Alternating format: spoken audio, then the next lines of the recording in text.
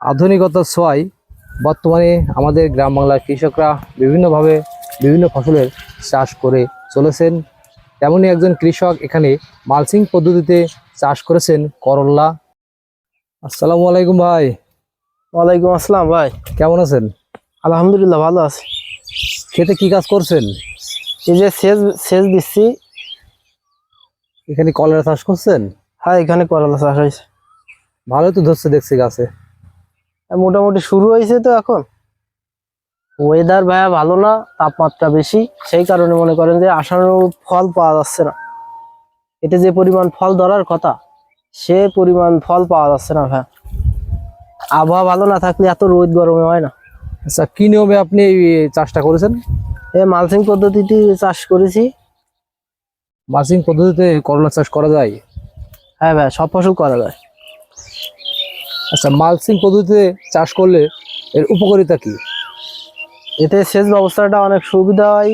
তারপরে যে আগাছা জন্মায়, আগাছাগুলো নিড়ানি করা যায় সহজেই। আর অতিরিক্ত আবহাওয়া মনে করেন যতই কঠিন হোক, এর ভিতরে কিন্তু রস বাঁধা থাকে। তারপর আপনার গাছ দেখছি মরাংসে মরাংসে হয়ে গেছে।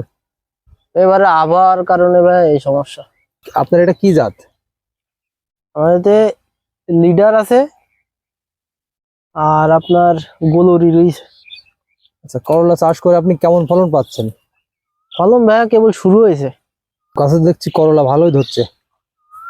এখন দাম কেমন বাজারে?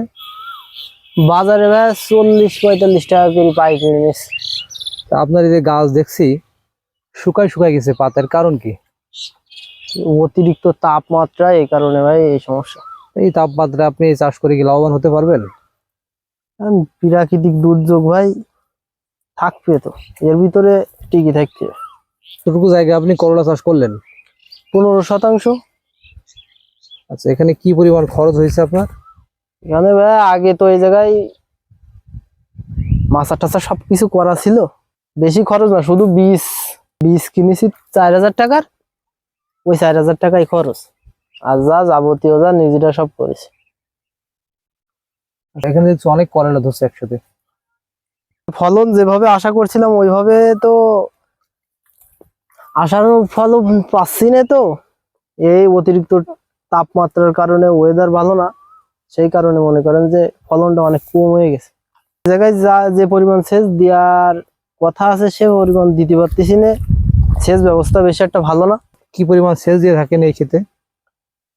এভাবে 3 দিন পর পর সেচ দেওয়া ভালো। 3 দিন পর পর সেচ দিতে পারলে বেশি ভালো হতো। স্প্রে করা লাগে কিনা?